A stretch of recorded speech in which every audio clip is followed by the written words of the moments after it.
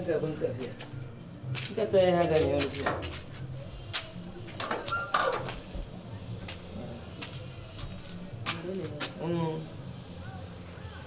Nggak mau cuci baju dan cuma.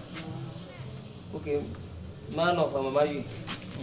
Oh, bosan ada puluh. Ame yang kekini belum apa. Nak boleh ke? Apa deh? Makpong mau kata, mau kue tari. Maka cijo nama gara. Ya, ada sok kami kotor. Maka kau kotor cuma. Aku lagi mau dulu lah. Oh, ya eu mau manger lo. Eu mau manger. Yo. Vous dans ta ville va. Vous dans ta ville va. Ah, ya tu apa? Balang wang. Balang. Apakah le kamu mau rasa nama? Apakah vous dans ta ville? Vous dans ta ville va. Fio mulu. Ah, mais vie. Ville. Apa via? English you fuba mi. Sex. Allo. Sex. Baba, minha mangula fia ba sex. Mai wala ba mangulo. Mal no na. Via filme na ngwa pogo ko. Sex le pore ngwa ba nyong e fia na. Ba mo talaka. Abo mola ke. Ima jina. Enggak. Ano ba do ne ta abo mola ke. Babo yira. Ano halaka. Ima jina. Adua bo halaka. Baba dari. Mau macam mana? Oh, wah, garuma, ada koffer kaji. Baba dari, kau pasti mana? Ada koffer kaji. Tapi betul lega. Oh, bola. Oh, bobo, nona mah. Apa kan? Alaka, ya nona ni. Jangan betul ada bapa. Sudah dah emo. Ada bapa. Kau mau juga enggak? Ada bapa. Kau yang apa? Oh, jadi no ban sex ye mana lah. Ang iya mengulas mah pada dah. Apa? Oh, enggak banyak. Enggak jo. Enggak. Iya mengulas mah. Hah? Enggak ada jo. Ang momno tu amanyu. Baba nade. Ndio mama. Citerung toma. Abal le pode mo. Kona ya, o va do jipe alo, o va nbuope. Iya mengulas manyola. Amaga? Play mo kono fi anton ha. Agbono no mazamala. Awi mau. Ya jadi ameya. Ejala plenya ojo kekele to abe. Nyata ko mi aploga. Oh, obeje ba kwato ba benye ba bobo. Ba wola manya wolo. Da mo soli dona ma. Afia ba won to ma nyawi o gane fo ma nyawi yo ngura gbala mo manyana na ko. Manyana na ko. Manya ta mo fuju ba. Ah, opo. Ejo ngolo seste pe ngolo atitre.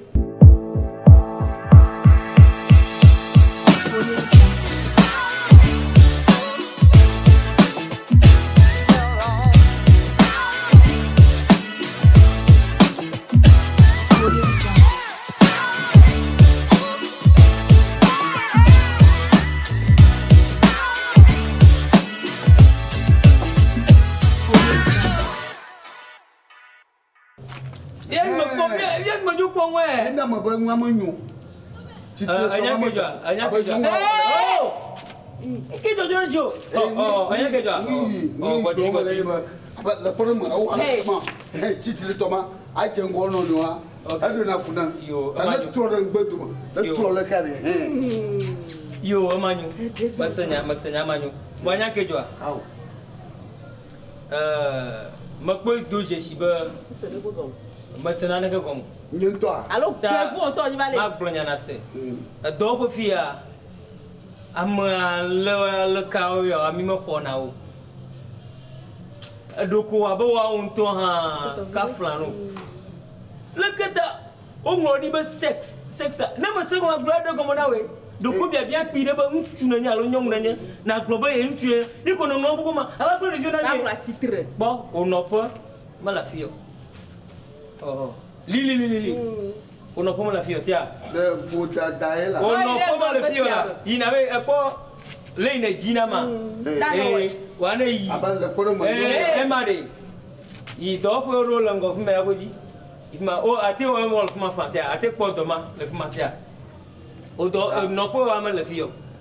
Ama quoi? Fifi a contrôle le tono benare o mungu no anwero. Bobe sexa, nso nya lo nyon no nyima. O gale bena ne troreke, ne oreke. O ko wa capital do je no. Nke anenyo. No po la fille, bye bye. Bye bye. Sia. Yichimalo sia. Why in Gogba, the Oppo Galafumari, or a cheater to a plain a Tibono or Nequa. Tiwi. A Molly. May Kaplan, may me, Gachiola. Vai na titrale him. Cha.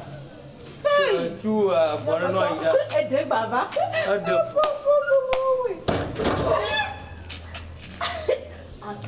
They look at you where you must go at the Polo. Who says about it? I will like, hey, Molonayo. Sexa. You're going to tell me that in swallow your jar or what will glove it. I'm more like Bagitolo. Yeah, I'm a quick one. Can I just say, you put a ball like a Otolaka? Oh, the mother swallowed during us only Madu Gurumuri. Can you make one? Hey, I pay.